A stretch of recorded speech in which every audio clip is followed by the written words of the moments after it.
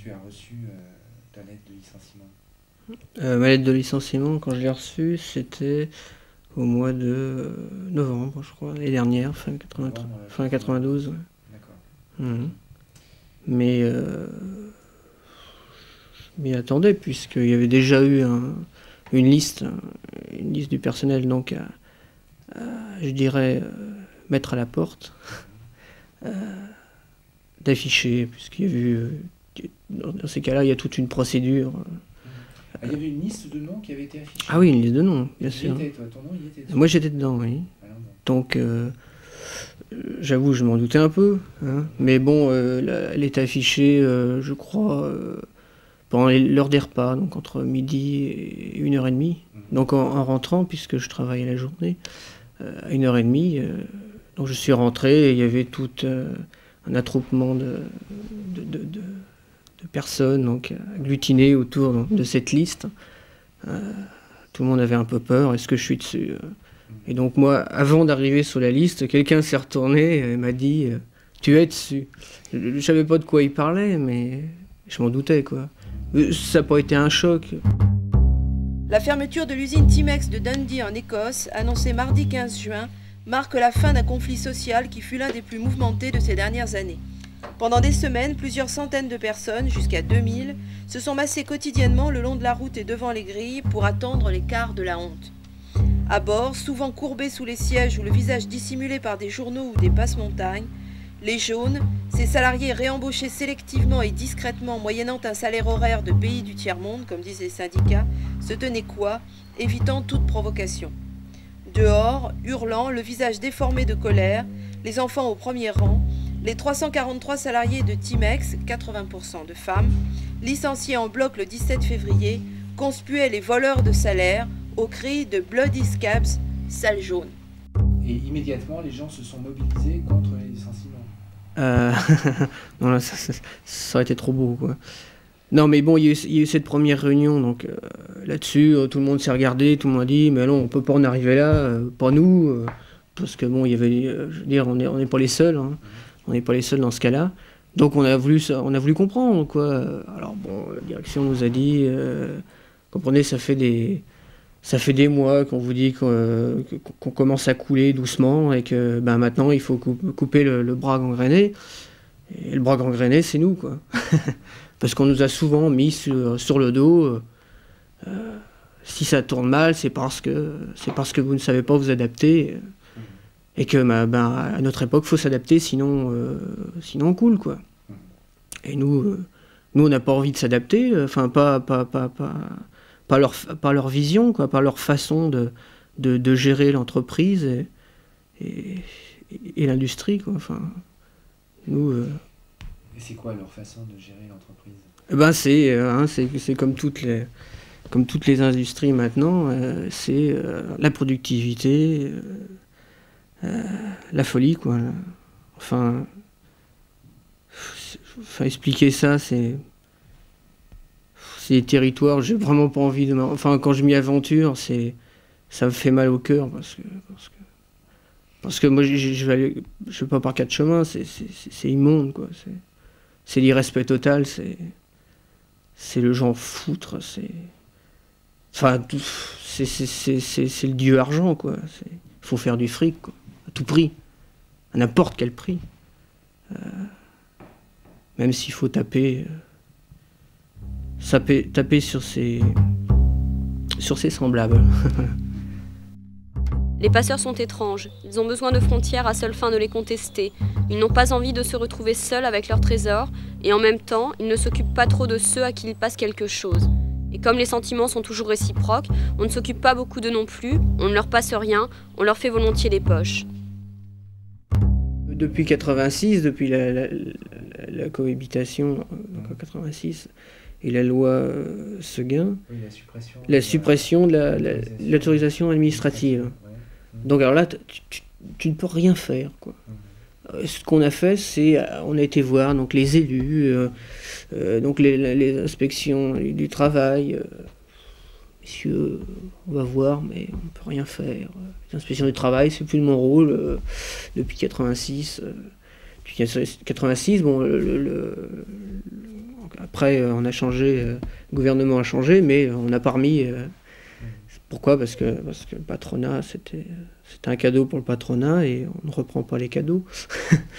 Et je sais pas. Donner, c'est donner. Voilà, donner, c'est donner. Et oui, donner, c'est donner, mais enfin, c'est vraiment un cadeau. Enfin, nous, on subit les conséquences. Parce que ce que j'ai vu, c'est vraiment. Enfin, c'est affreux, quoi. Ça veut dire que tu es représentant du personnel, que le personnel te fait confiance. Et il dit, voilà, je t'ai élu parce que je crois en ce que tu dis, en ce que tu fais. Voilà, mon nom est sur la liste.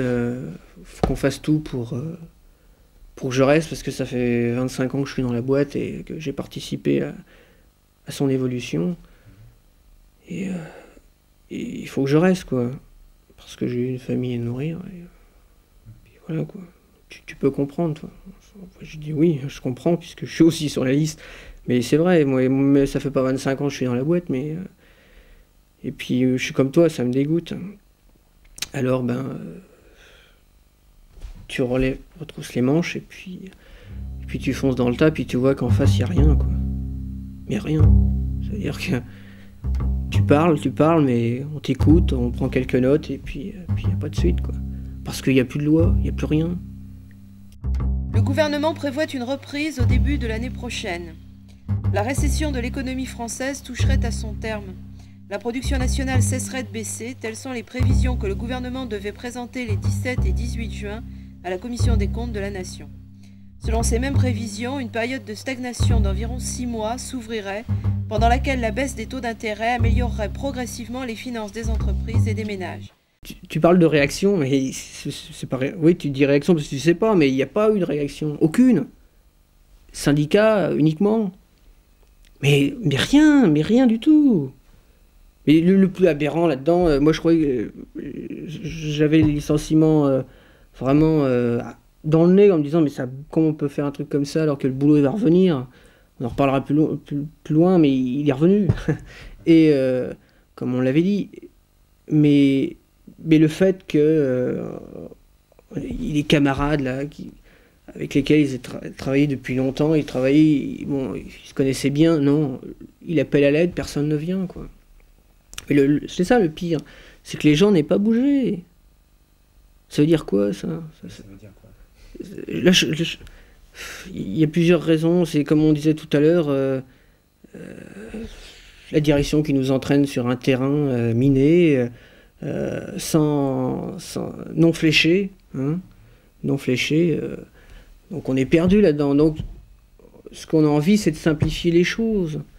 Et en simplifiant les choses, quand on nous amène une procédure de licenciement, on dit mais complication là, je fais mon boulot, bien, je comprends pas, d'un seul coup je suis sur la liste, bon, moi je bouge, le camarade qui est à côté qui lui est pas sur la liste, pourquoi lui part, il est licencié alors qu'il faisait bien son boulot, mais alors moi je fais mon boulot comme lui le faisait, mais alors ça veut dire quoi ça?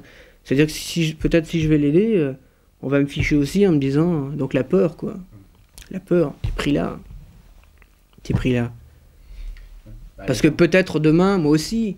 Et puis bon, il y a eu des fausses rumeurs, alors que la première procédure n'était même pas finie, qu'il y aurait peut-être une deuxième charrette de licenciement derrière. Enfin, un truc complètement fou, quoi. Donc la peur, le blocage, nous, syndicats, tout de suite tu dois te dire, mais alors syndicat, vous faites quoi? Mais nous, on passe notre temps, on a passé notre temps à passer derrière, quoi, parce que tu avais cette espèce de mafia, là, avec les différentes hiérarchies, là, d'hommes sans personnalité, là, les chefs, qui passaient leur temps à repasser derrière nous pour tout casser. Enfin, je veux dire, c'est une espèce de combat sans fin. Tu dis un truc, 10 minutes après, c'est faussé, quoi, parce qu'on est passé derrière toi, on a tout foutu en l'air. Mais ce que j'ai pas compris, qu'il y ait quelqu'un qui dise faut que vous ayez peur parce que vous risquez de vous faire virer aussi, alors bougez pas, faites votre boulot, taisez-vous. C'est nous qui sommes aux commandes. Mais quand même, je comprends pas, je sais pas, quand même, on est pas des robots, quoi. On a quand même une espèce d'émotion au fond, Qu'est-ce qu'on en a fait? Moi, je me pose une question, qu'est-ce qu'on a fait? Enfin, on a des origines animales, mais il y a une question, c'est instinctif. Hein, on nous agresse, on agresse nos voisins, on se met ensemble et on résiste. Hein.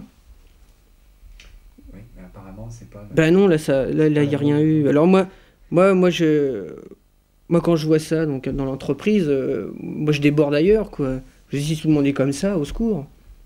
Au secours. Et j'arrête pas de dire au secours, parce que quand on voit ce qui se passe en ce moment en France, et puis dans le monde, quoi, c'est maintenant, quoi, qu'il faut comme je dis, instinctivement, se relever, quoi, parce qu'on est en train d'attaquer la base, quoi, qui est de dire nous sommes civilisés, on a le droit au bien-être, on a le droit au travail, on a le droit de vivre, merde, puis on a le droit surtout à la liberté, c'est se dire demain je fais ça parce que j'ai envie de le faire, et puis j'ai envie de vivre, j'ai envie d'avoir des enfants, enfin, je sais pas. Puis là, d'un seul coup, on t'agresse, on a envie justement de foutre tout ça en l'air. Puis il n'y a plus personne. Enfin, je sais pas, on reste tranquille à sa place en disant non, ne frappez pas. Enfin, moi, j'ai peur, quoi. Le cinéma est un bel outil pour regarder ce qui succède peut-être au cinéma. On devrait pouvoir dire, quand on aime la vie, on fait la critique de cinéma de la vie. Si cette idée pouvait passer dans ce livre, je serais content. Bien sûr, de la cinéphilie, pour moi, c'est parler aux étudiants de la Fémis au début de la guerre du Golfe et leur dire que le chant contre chant, ce n'est pas une figure de style daté, mais de la pensée. Une pensée qui manque tellement à la télé que, du coup, ça a du sens de regarder Fritz Lang qui ne s'est occupé que de ça. Tant que les étudiants de cinéma croyaient malin de se sentir tellement supérieurs à la télé, on ne pouvait pas leur transmettre grand-chose. Mais quand, pour la première fois de leur vie, ils trouvent une guerre sur leur petit écran et que cette guerre les secoue, les déprime, on peut en profiter pour leur dire que des concepts comme montage ou gros plan, ce sont les cadeaux que le cinéma a fait au XXe siècle et que c'est fait pour qu'on s'en serve. Oui, je fais du cinéma pour... je ne veux pas dire engagé, mais j'ai envie de montrer des choses, enfin ce que je pense... dire ce que je pense sur le monde, sur la façon dont il tourne, enfin, de façon petite, bien sûr, mais... Non, puis à travers le cinéma, il y a une espèce de... Ce qui m'intéresse, c'est cette communion avec les gens, enfin, avec... Tu fais pas un film tout seul, quoi, il y a toute une technique, des gens qui t'apportent... Il y a cet élan formidable qui fait que tu crées avec des gens, quoi. Dans la vie, c'est ça. Ce qu'il faut, c'est créer ensemble.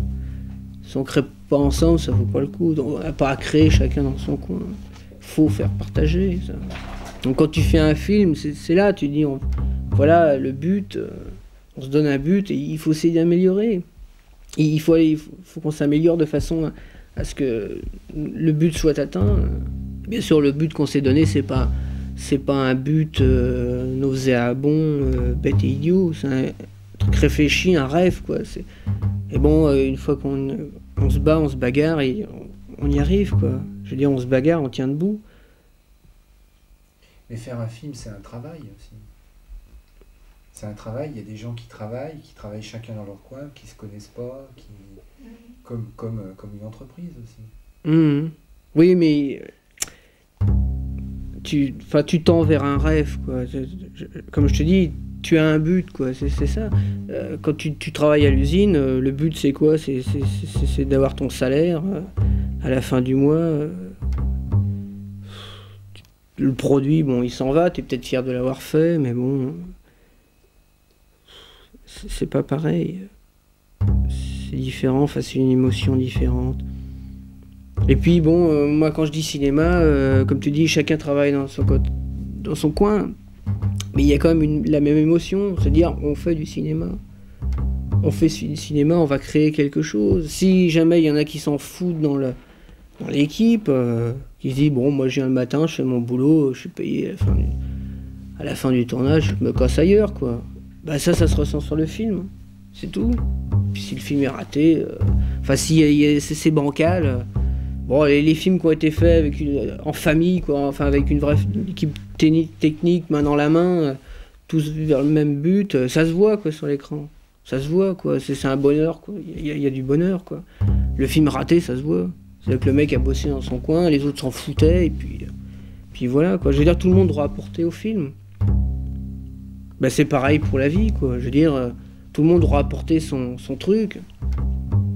Je veux dire, à quoi je sers hein. Tu viens sur Terre, du passage, du à quoi je sers hein. Tu sers à ça, à civiliser l'être humain, à avancer quoi. De sortir de cet état de barbarie. Mais revenons en arrière, regardons cette histoire, c'est un charnier quoi, c'est un véritable charnier quoi. C'est-à-dire qu'on est sur ça quoi, sur un charnier, enfin c'est une chose atroce quoi. C'est-à-dire qu'on n'a pas arrêté de se foutre sur la gueule. Faut arrêter ça. On va me dire oh bah, c'est pas moi qui vais l'arrêter tout seul dans mon coin. Ils sont nous. Ils sont nous.